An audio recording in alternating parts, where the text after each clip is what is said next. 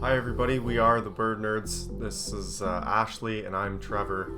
And in this video we're going to do something a little bit different than our usual vlog style. We're going to go through some of the pictures that we've taken. So we're going to go through the memory card, look at the shots we've got, talk about what makes a good shot, what we're looking for, and the elements that make for a great photo and kind of the decision-making process that happens when you're going through the images on your memory card, which is a really fun experience.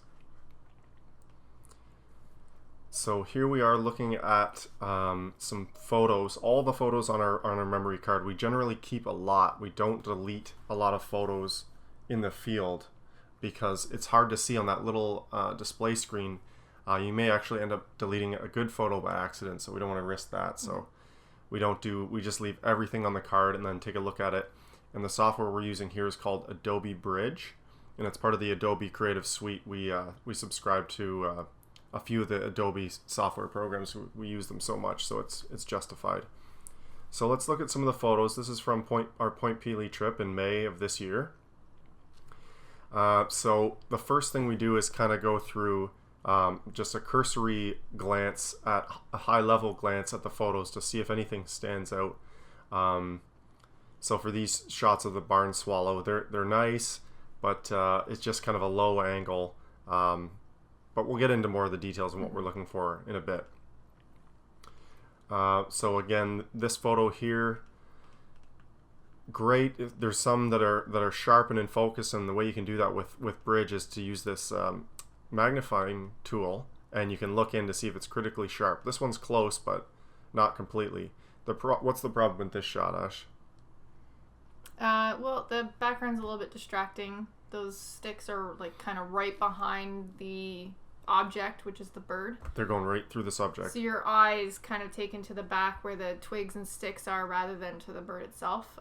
So we would probably try to find either a different pose or angle.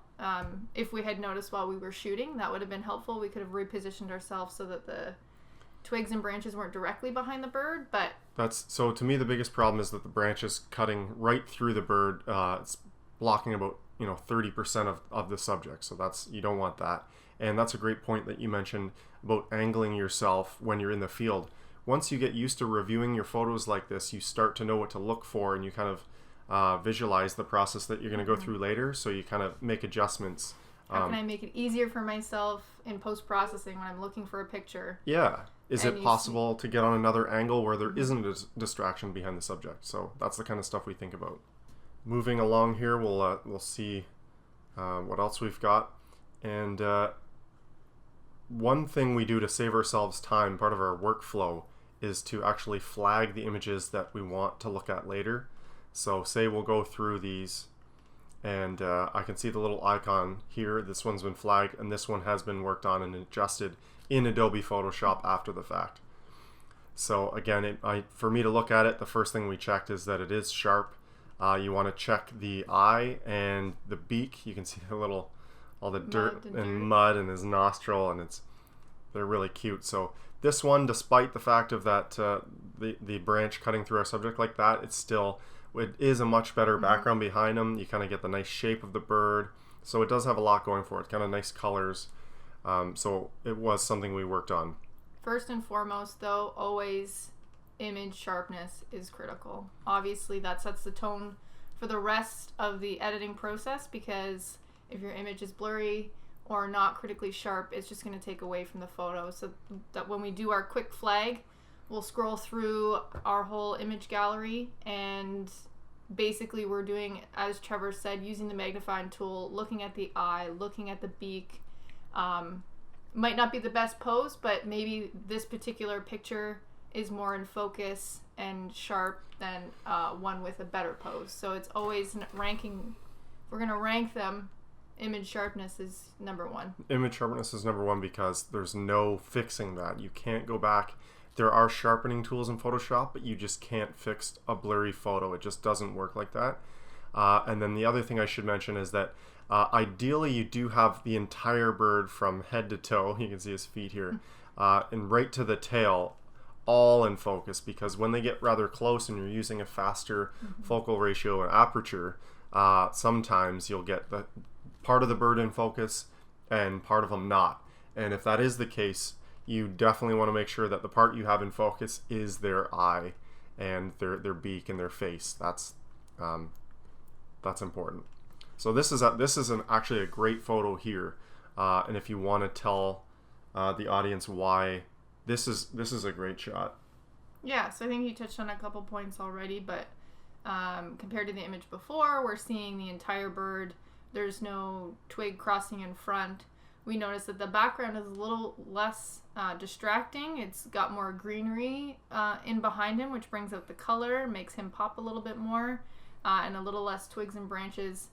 There's also a greater distance between the bird and the background, which really gives you that greater depth of field, which it makes the photo really nice. And as we can see from the magnifying tool, he's very much in focus. The eye, the beak, the detail, and the feathers are really great. So and as you can see, like, look how many shots we took of this moment, and this happened within a 3-second time frame. And so as you can see, we flagged them here. We got 2 sharp ones as he was doing this same pose. Mm-hmm. And here we've got a head turn, so that's no good. So again, the bird head turned towards you. We'll get into a couple other things like Catchlight that we'll go into maybe a little bit more detail in a little bit. Yeah, that's as important as Sharpness, really. Mm-hmm. The Catchlight, you have to have that for your photo. Yeah, it's that little something special. As we just recently talked about, we'll dive into a little bit about Catchlight. As you get more familiar with photography and taking photos, especially of birds, you'll start looking for Catchlight in every single one of your photos, which is essentially just the reflection of the light in your subject's eye. So in our case is the bird, and it just adds that little something extra to your photo, rather than just having a blank dark eye. You've got that little bit of light just on the bit of his eye. Absolutely. So along with our image sharpness, we're looking for kind of the subject's head direction in proportion with the source of light, which would be the sun. Mm-hmm. Yeah, you never want to get a photo of a bird with it looking directly at you. As funny as those photos can be, you want it ideally on a kind of an angle, or the side is okay too. This one is nice. It's a really nice pose. Pose is extremely important for a great image. As you'll see in a minute, this one is just an unbelievable pose here. So we see the bird in its natural behavior. He's going through these leaves foraging and kind of stretching and looking up interestingly right at this branch. Non-distracting background. I mean, there's a few branches here kind of going into them. We could remove those, but as is, it's well lit. We've got the Catchlight, and we've got the beautiful orange and yellow color of the belly of this Baltimore Oriole. And so that brings us to the next point of capture the bird's namesake when possible. Now, Baltimore Oriole, they don't really have a namesake, but they're known for their beautiful, vibrant orange color. So you definitely want a photo that shows that off, as opposed to some of the ones we looked at earlier, which were, even if they were sharp, kind of these ones where it's mostly black, you're not really seeing that orange. But I feel that in this one, we can see that well. Oh, look, he stretched even further up. Really getting that neck elongated. You're really getting that beautiful silhouette and pose of the bird really showing off that beautiful color. This is the kind of shot you're looking for. This one has a lot going for it. I believe it checks off every check box. Aside from this branch running into them there, it has everything. And it is a little subjective too to whoever's editing the photo or whoever took the photo. Certain people look for different things. These are the things that we look for. And someone may still think that this background is too distracting for them, but for us it works. So in the editing process, we can soften that background up a little more, and we will. This is the photo we're going to edit in Photoshop in a minute. But as for removing the branches, there's a very fine line in editing a bird photography image between what's going too far. And to me, seeing a photo that has the bird with a completely soft, flat, non-distracting background, that's obviously been where branches were obviously removed, To me, those look a little unnatural, and I'm not a huge fan of those. I'd rather wait for one of those amazing opportunities like this where he actually was on a single lone branch without anything around him. So this is like, as far as unedited shots go and how great they look, this is a really great one. Kind of helps to tell the story too, when you kind of leave it in and leave it as is and just kind of edit the forefront and edit the subject that is the bird. You know the photos I'm talking about, the ones that look like they were taken in a portrait studio. Yeah. And sometimes it's just a bit much, and sometimes it works and you see it and you just say, what a brilliant photo, and other times you go like, this has been doctored heavily. Well, and sometimes it's unavoidable too, depending on your background. Sometimes that's what it looks like straight out of the camera. Yeah, well, which I think is a different situation too. If you just get an amazing shot and pose of a bird, and there was all these branches behind it, I think it justifies giving it a shot of removing all those and seeing how well it turns out. So I think we've discussed some of the main points that we're looking for in our photos. So we'll go ahead and actually pull this photo into Photoshop to finalize it. So this is the one we've selected, we've marked it, and I'm going to double click it and actually open it up in Photoshop. And because this photo was captured in RAW mode, in manual mode, we can use Adobe Camera Raw to make some really powerful adjustments to it. And as you can see when we work our way in here, this was captured with Ashley's 400mm f5.6 Canon lens, and as you can see, this is why we love it so much. Look at how the reach we've been able to get. We're up close and personal with this bird, and it's just razor sharp before making any adjustments. You'll see a preview of this photo too if you happen to watch our vlog video of birding in the rain, which was our trip to Point Pelee. Yeah, it was taken in very low light, and it was shown on the back of my camera in one of the shots. Yeah, was it actually this shot? Yeah, that's where I shot it, yeah. Okay, so the first thing I'm going to do, and this isn't a full processing video, it's more about selecting it, but just in case you wanted to see kind of what happens after. The first thing I like to do, actually I'm going to do, this is a technique I feel like I've kind of created myself because I never saw anyone else do it. So I'll sharpen it up a little bit much, and I'm sharpening everything universally, so the background is going to get sharp too, which isn't ideal. The first thing I do is sharpen. I'm going to adjust the clarity a bit just to give it some pop. The contrast, same deal. Exposure's fine. Let's see. For my lens, because I use a teleconverter, sometimes I get some fringing, some color fringing at the edges of an object, and there's very little, maybe a little bit of green here. Ashley's lens is just really excellent, so you don't usually see that a lot, but when you do have to adjust that, that's in the defringe here. Dehaze, again, that's kind of a contrast thing, but the main thing is, so I'm going to just boost the vibrance and saturation slightly to a 5, and you really got to be careful here, use it liberally, because you could go way too far quickly. So why don't we just stick to 8, and then I'm going to turn down the highlights a little bit, so it just, to me, it's a little bit bright, that background, even though we do want the nice contrast. So I'll open this version of the image that's been sharpened, and then this is the technique I was talking about. I'm going to open the same image again in RAW with the same settings applied, except I'm going to completely turn off the sharpening and do a little bit of the luminance noise reduction. So forget that I've softened up the bird here, I've also softened up this background, and that's what we're going for. And now I'm going to open up this soft version, copy, select the whole canvas, copy it, and paste it on top of our sharp version.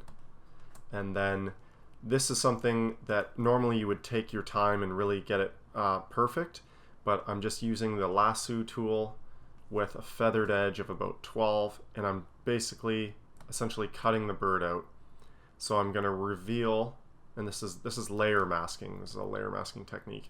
I'm going to reveal the sharp bird underneath this soft layer. So then we get the benefits of the sharpness of the bird with a nice, soft, unnoisy background. And you can really help this if you're using a lower ISO on a nice sunny day. If you really crank the ISO up to take a photo on a dark, dreary day, it's much harder to process your images because you're dealing with removal of a lot of noise. So as you can kind of see there, we've got the sharp bird with a soft background. And if I was going to spend a lot of time doing this, I would sharpen up the other objects that I want in here, the thorns and the tree. And then when you look at the photo from about this level, it just has that beautiful look. And then it's a matter of framing it the way you want. I see this as a portrait style image just because of the pose. Wouldn't you agree?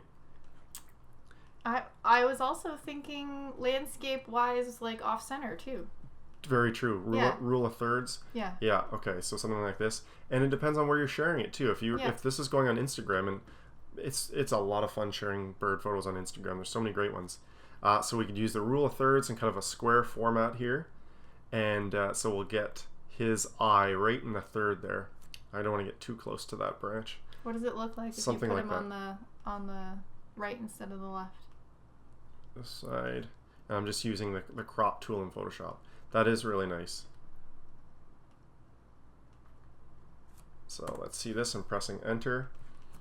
Yeah, it's a cool shot. I feel like we need to crop it in a little bit more than that, but to each their own. You get the idea. You can frame it however you want.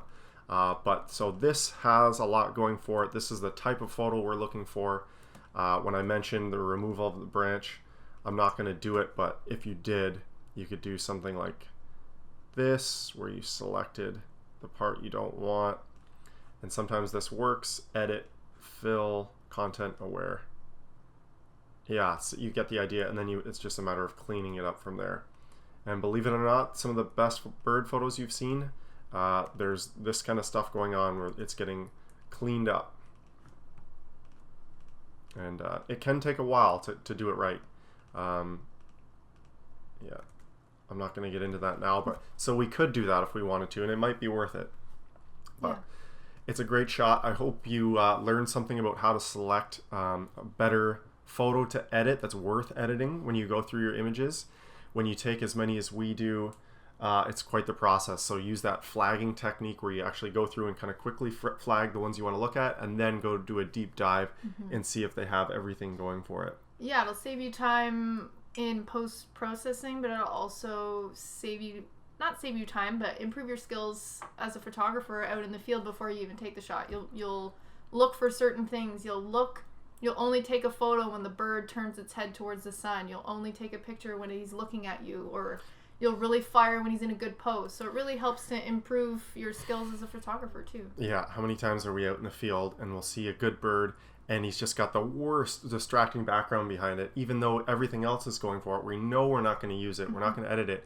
And you hear everyone else firing away. Yeah. We're just sitting quiet because we're just like, it's a busy background. We're going to wait until he lands on something so he's more isolated. Or neither one of us are shooting and there's a bird right in front of us, and then we both fire at the exact same time because we know what we're looking for now. And that's what comes from this process of looking at the photos. You know what you want, and then you go for it, and you go for it and do it.